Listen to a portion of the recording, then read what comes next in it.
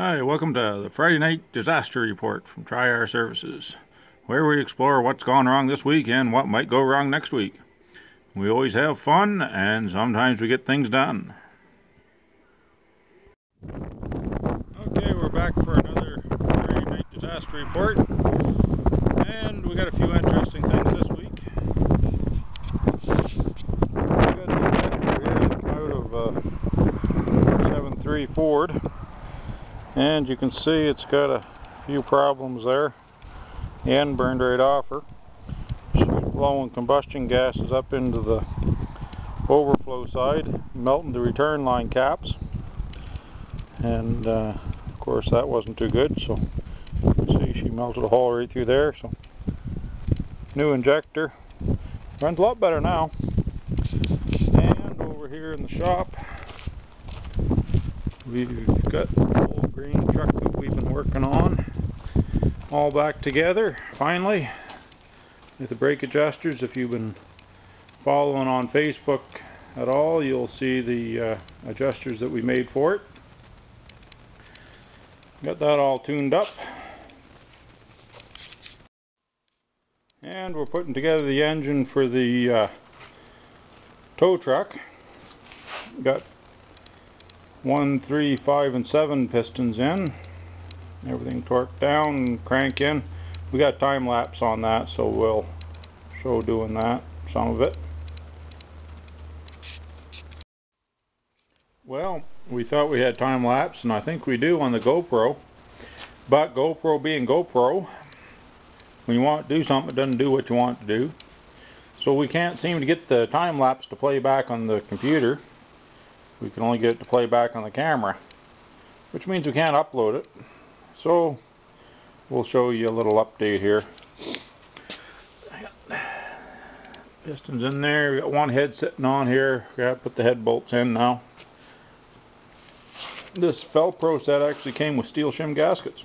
It's kind of unusual these days. You can see them in there. And we'll show you one for the other side. You see it's got the raised ridges on it. Those go up against the head, and then of course it's dimpled correspondingly on the back side. Velcro right on there. So the advantage with the steel gaskets is a little bit less likely to blow out. Not having fiber in them, and they're thin, so it keeps your compression up a little bit. And this is a low compression engine, so we aren't putting flat top pistons in it or anything. So bottom end all together here, everything torqued down. So we'll get the heads on her and bring you back. And of course we got quality control here, keeping a close eye on things, just in case you don't want to screw anything up.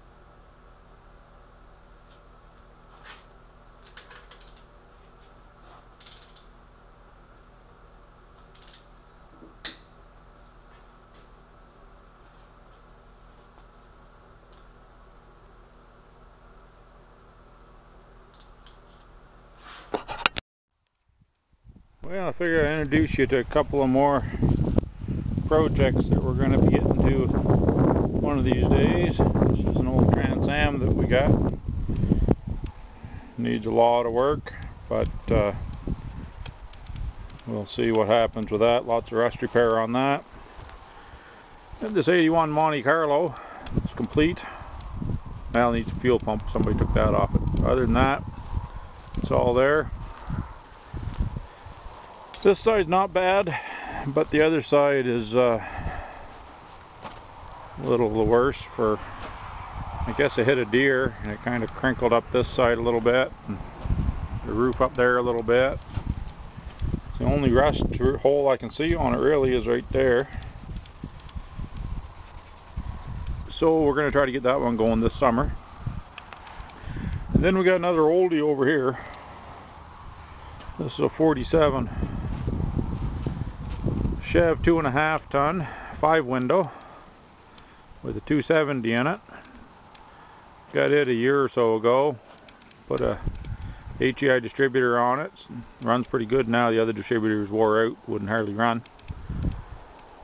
So we tinkered it up a little bit. We got relined all the brakes and everything, so we got to put that together, rebuilt the master cylinder. So one of these days we'll be doing that. Updates on that as we get it put together. Make a neat old truck of it maybe. So the odometer, I think we can see it or not in here, is 77,925 miles. But how long that quit working, who knows. But farm trucks, it may well be the legit amount. So that'll probably be worked on in conjunction with when we're working on the old tow truck project over there. When we get tired of working on that, we'll fire up the Chevy and bring him in, and a few dent defects, and you know, just an old truck. And of course we got the 46 Ford that you may have seen in some of the other videos and slideshows. We drove out from New Brunswick, big Odyssey trip there a few years ago. And on the back of that is a 1927 Model T. It's been modified into a pickup truck a long time ago. And we're not sure what we're going to do with that. Some people want us to get it going and drive around. Some people think we should hot rod it. I guess we can get a vote on that. I kind of like to see it run how it is and then decide. Because it is all there, we just need a carburetor for it.